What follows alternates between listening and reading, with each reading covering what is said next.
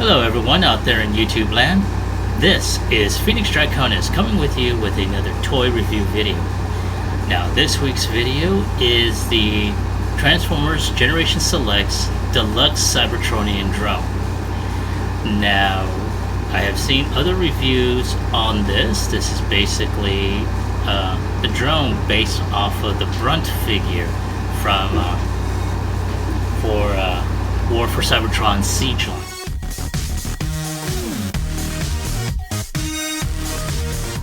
Unfortunately, I do not have that particular figure. However, the reason why I wound up getting this one is the accessories that come along with it. So, as you can tell from the box, it's just your standard cardboard box here. You know, with the spray painted logo. You know, and of course, you know, Cybertron's Transformers War for Cybertron trilogy. You know, the standard warnings on the back, nothing on the bottom, the rest of that painted logo, and what we have on here in the front.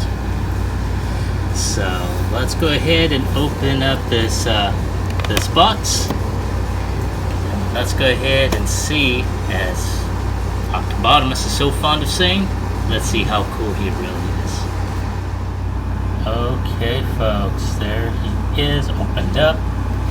As you can tell, I am showing off not just the figure, but also what comes on here.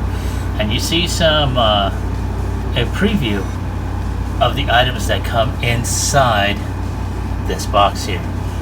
You see the pulse rifle, the battle axe, the chain and mace. You also see the Megatron gun, the drill, which I think someone else had mentioned it, and I did review the video for this.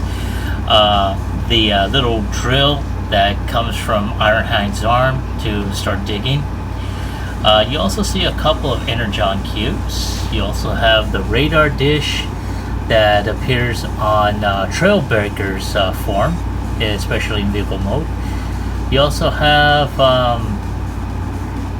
like a small Optimus, a sound wave, a reflector.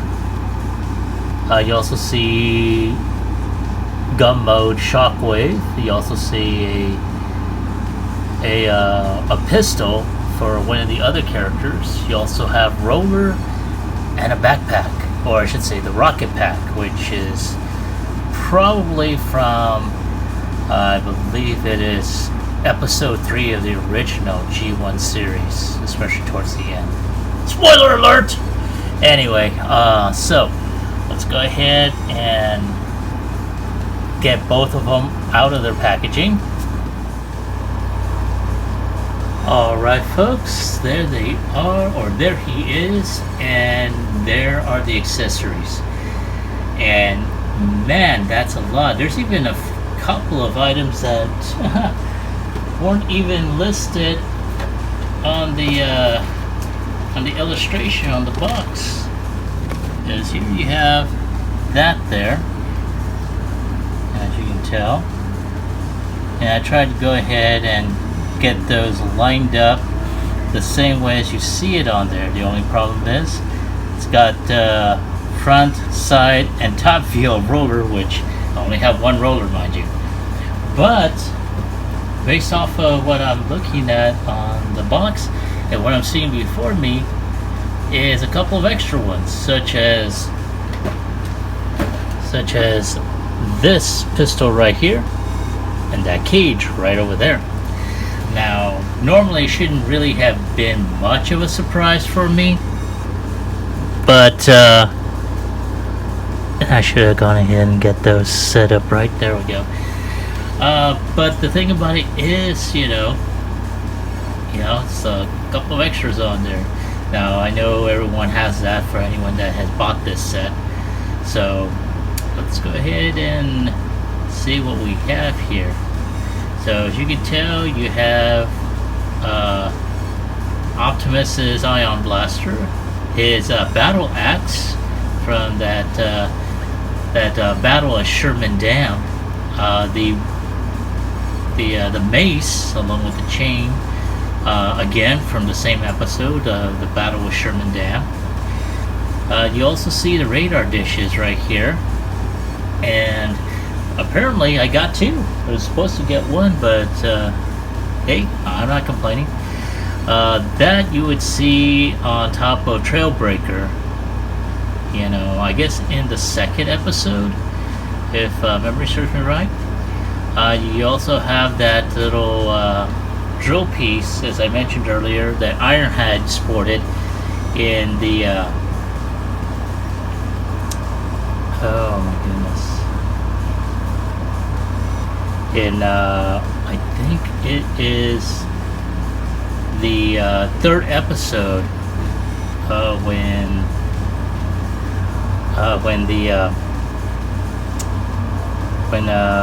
oh my god, I can't believe I forgot. Oh, never mind. When Bumblebee and Sparkplug were at the mines, you know, when the Decepticons were in the crystal mines in Burma, you know, they caught Bumblebee and Sparkplug, and then of course with the explosion that knocked the wind out of Optimus and trapped the bot and human in there. That's where Ironhide started, you know, just drilling away. In addition, you see, you know, Megatron's gun, which is right over here,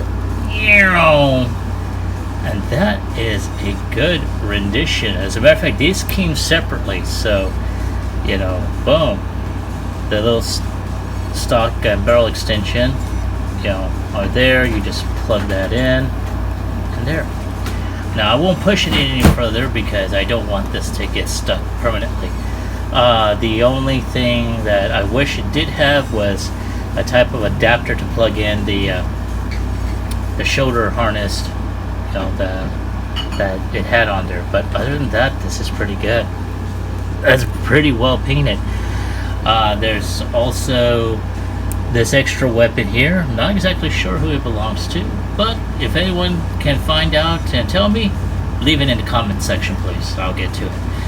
Of course, this pistol here, I think it's normally Bumblebee's, especially in the G1 mode. So when I do get the Netflix, you know, Fall of Cybertron, you know, Bumblebee, I'm gonna make sure he gets that. Then, of course, you have, whoa, Shockwave. Now, I wish they had gone ahead and put that coat of paint like they did with Megatron. That would have made him pop in, you know, a whole hell of a lot. I may go ahead and try out my painting skills on this. So there we go. That is really good molded detail on there. Of course, you also have Reflector, and of course, I wish they had done the whole paint thing on this one as well. So let me go ahead and see what I can do on my end. Then you have Soundwave, and that's really good paint job on there. You know, I want to see whether or not I have a small enough Decepticon symbol to fit on the screen there. And then of course you got this itty bitty thing right here. It is so damn tiny. I'll try and zoom in here.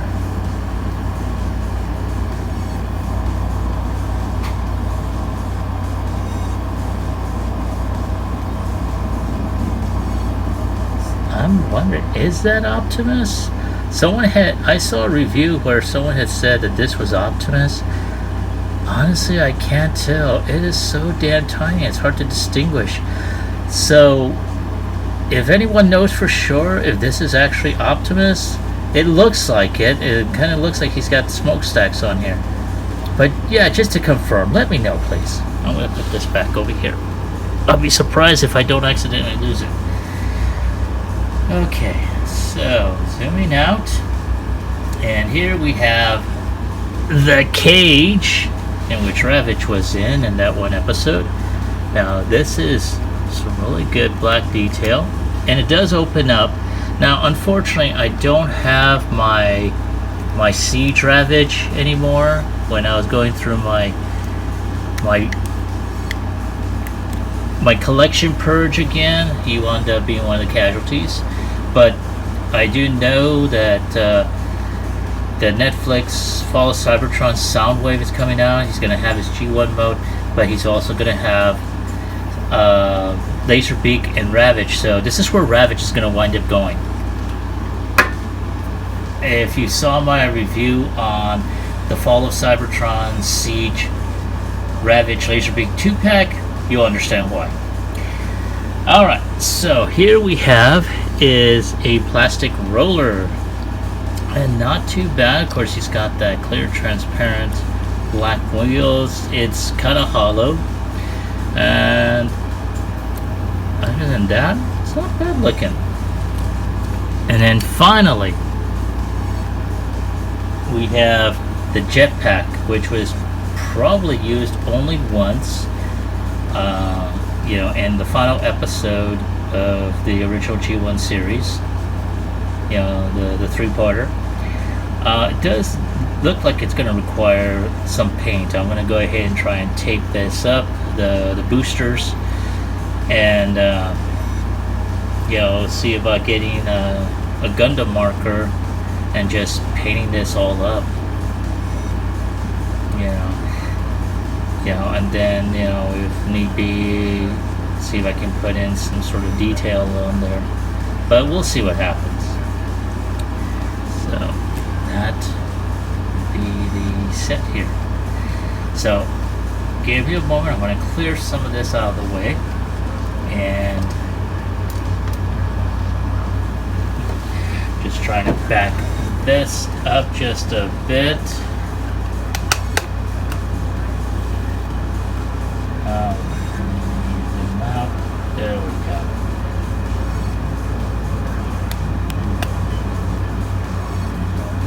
Alright, so just give me a moment while I go ahead and take a few pictures. Then we're going to go ahead and concentrate on the Centurion drone. Very nicely painted. I do see some great paint applications. Like I said before, I don't have the Brunt figure in which this mode was based off of, or it could have been the other way around. They just released Brunt, first. But nonetheless, this is a good take, sort of like a Cybertronian Cylon, especially with the red visor. But he is what he is. Now I'm going to pull him closer. And like I said before, he is a great looking variation. The different paint apps, the way he got molded in gray plastic. Just by looking at it right there, it's pretty awesome looking.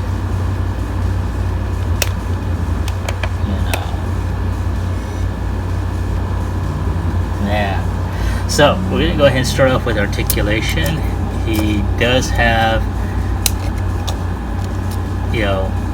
arm rotation 360.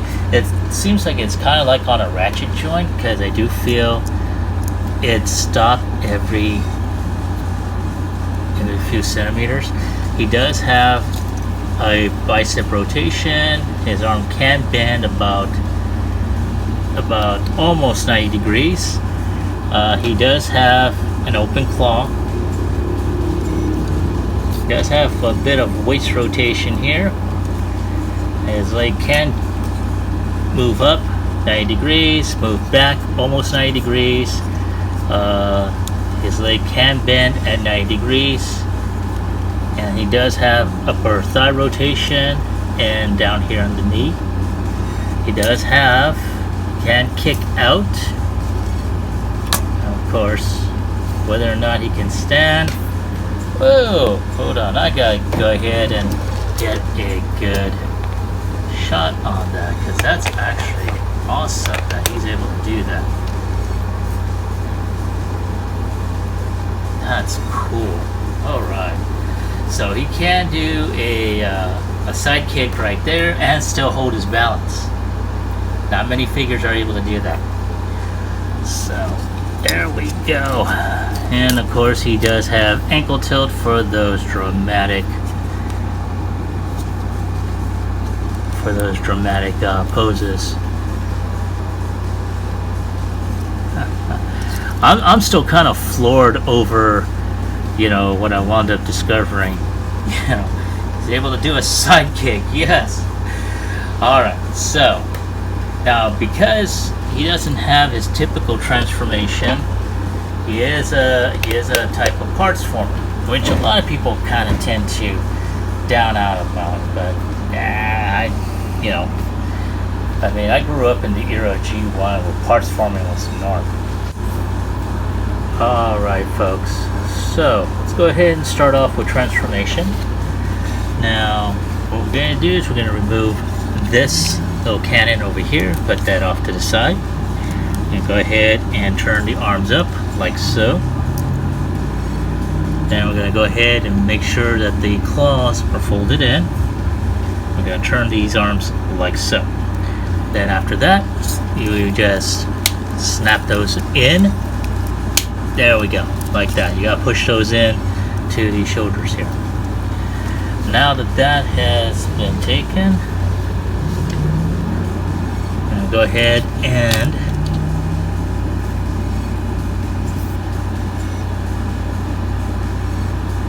fold those legs in. Then we're gonna go ahead and take this back piece off. Then we're going to fold the arms, or I should say the legs, down. And then we're going to go ahead and put this in. Now it's got to go into a certain way because of the crotch area here. So you got to make sure that this is pointing up. And then just push that in. There we go, like so. And of course his legs had just popped off, but that's natural because, like I said before, he's a parts former. Alright, so now I'm going to twist his waist 360. I'm going to fold the head down like so. Then we're going to do this portion up. And there we go.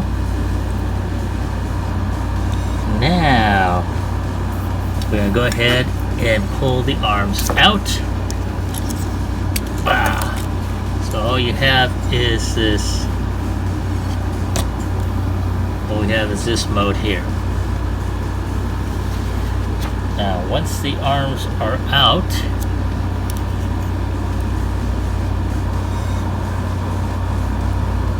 I'm going to go ahead and make sure that this portion here is facing within the actual robot. And then using the peg here, we're going to port it right here on this end. I'm going to do the same with the other one. There we go. Like so. So far, so good.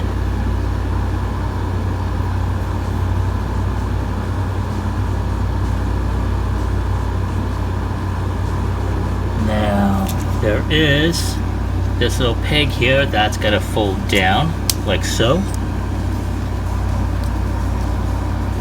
Okay, and that takes care of that portion. Now, with the legs already taken off, there's some pegs right here. Those I need to fold up like so.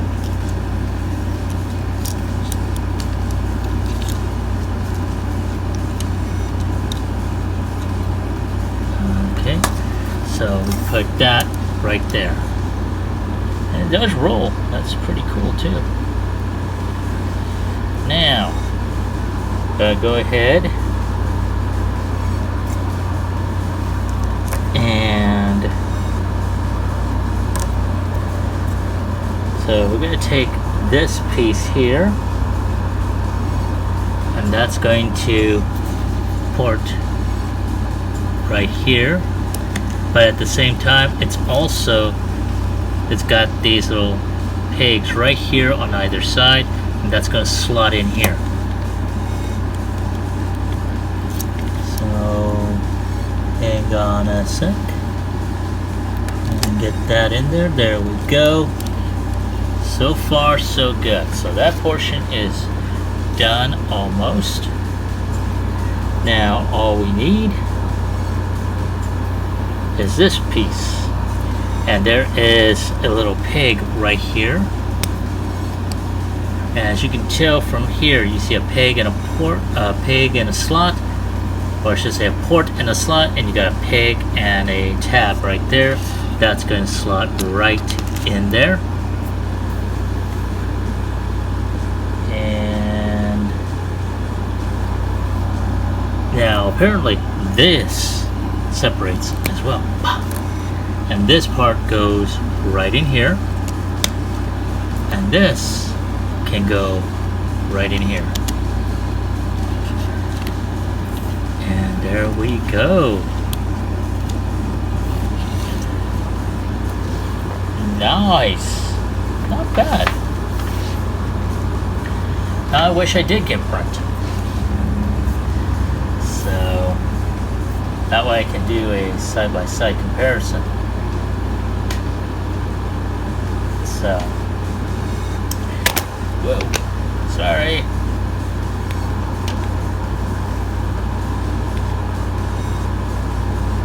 Alrighty, so at this point, that is not bad looking. I like it.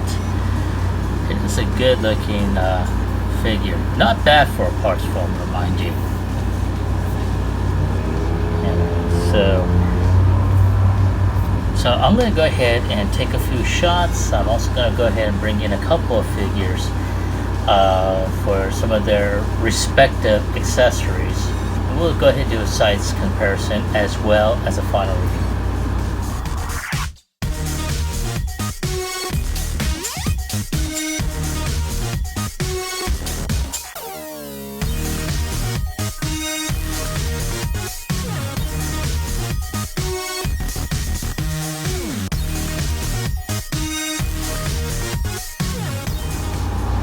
Alright folks, I hope you enjoyed some of the images that I took, using some of the accessories. Okay, so my thoughts on it. This guy is freaking awesome. I love the color scheme on him.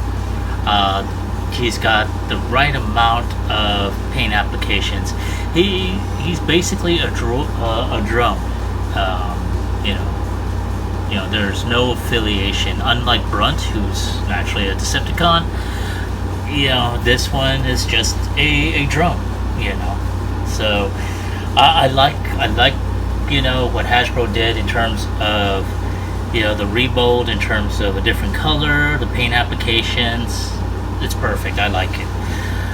The accessories, however, are a different story, because despite the fact that I've seen other reviewers put in their 2 cents worth and whatnot, I had to go ahead and see for myself, is it all worth the hype, or is it all worth the amount of criticism that I've heard throughout these reviews on this.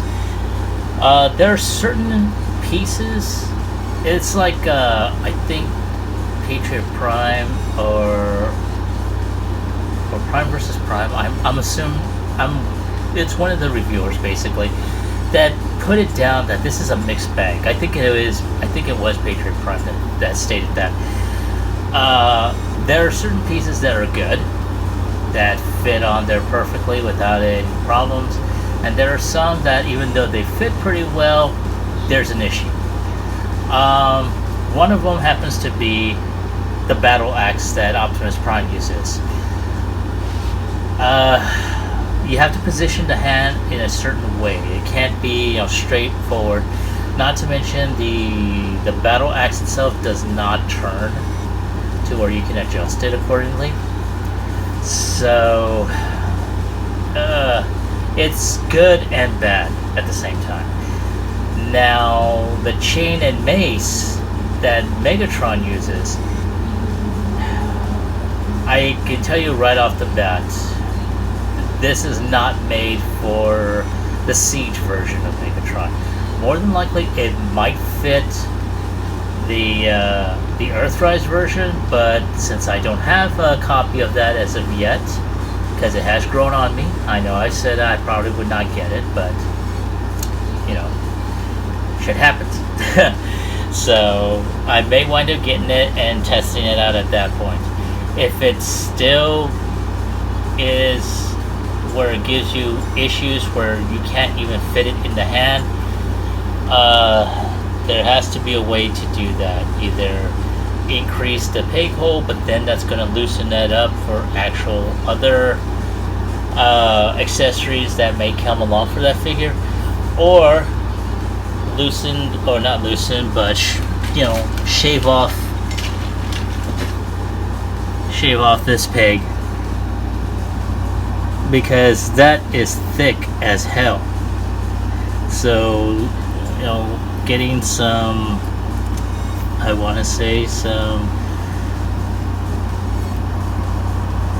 sandpaper and see if that will shave it off enough to where I can be able to put that on there.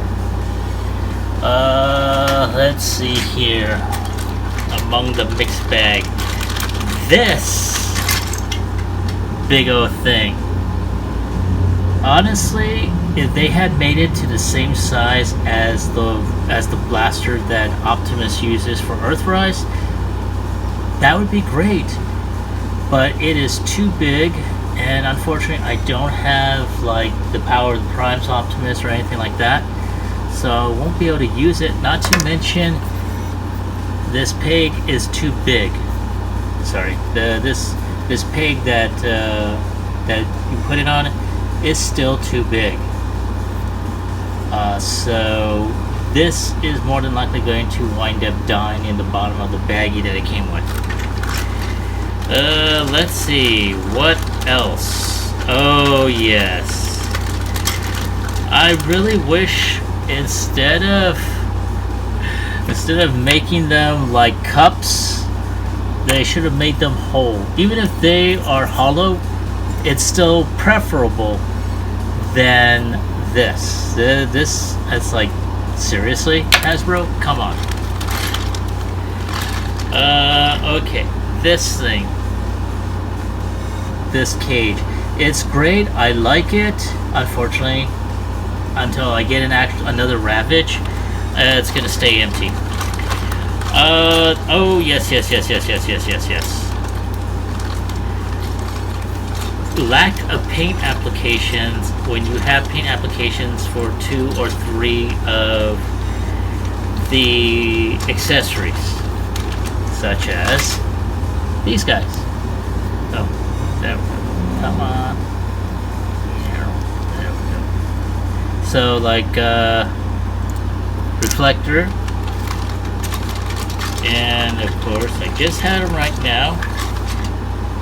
Shockwave. They could have gone ahead and painted them.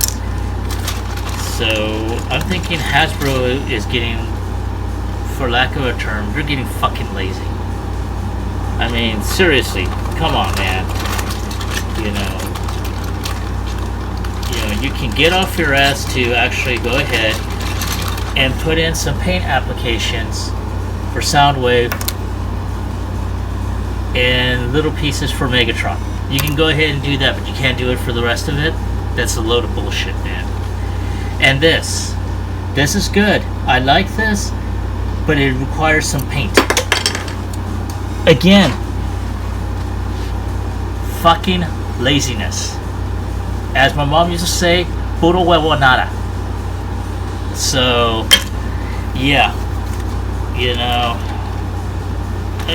again, it's just, come on, man, like this. This is more than likely going to have a bit of paint run through it, because if I remember, that episode, I think Ironhide had this red, and the rest was gray. The gray is fine, but this could have done with some paint. A lot of these, certain weapons, those that shockwave, reflector, rocket pack, those could have done with a good bit of paint. And then this, really, y'all couldn't have gone ahead and just made it, even though it's hollow, you all couldn't have made this all completely, solid, or just given us solid coops. That's ridiculous. So, yeah, does that piss me off? Yes, it does. But honestly, I should have expected it because I have seen the reviews, and it shouldn't have been much of a shock. But it still doesn't take away from the fact that laziness shit needs to stop. So if you are listening, Hasbro, cut your shit out, man. If you're gonna paint something, make sure that all the pieces are painted. Don't just pick and choose. Anyway, now that I'm done ranting, my score.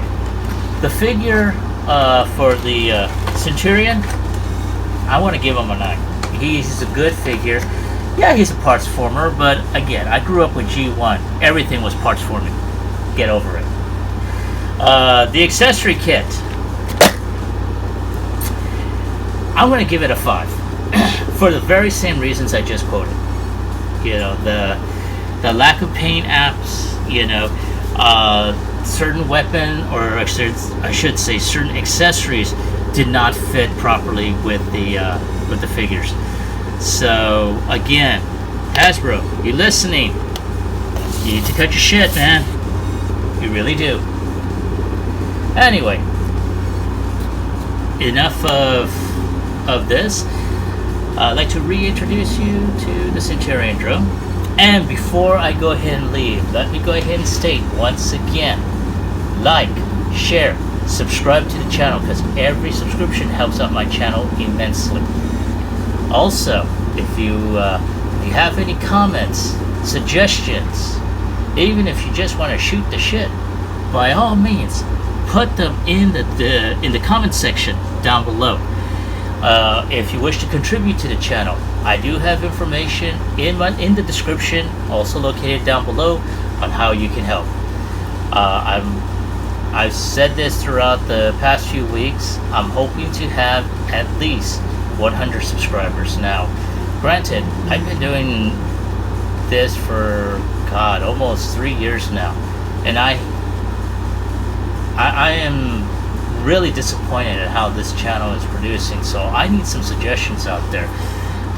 YouTubers, if you by any chance happen to stumble on them, give me some suggestions. Tell me how I can make my channel better. Tell me what I am doing wrong in this case. So again, if you've got something to say, leave it in the comments down below. This is Phoenix Draconis, and I will catch you all on the flip side. Peace.